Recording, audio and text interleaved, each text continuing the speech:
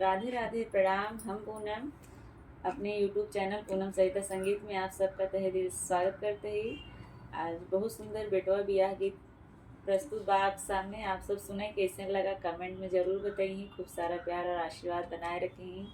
सुनील भैया के लगन उपवास न करे, एक नाते रोज मतलब नया नया गीत प्रस्तुत किया जाता है। आप सब सुनिए कैसे। सुनील भैया के नाम से जाता है।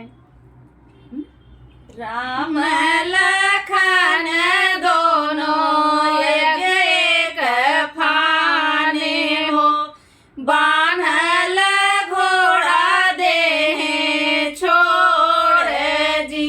राम लखन दोनों एक फाने हो, बान्हल घोड़ा देह छोड़ जी। तीनों भुवन घोड़वा चर चूरी आइले हो, लव कुश धाई ले लगाम जी।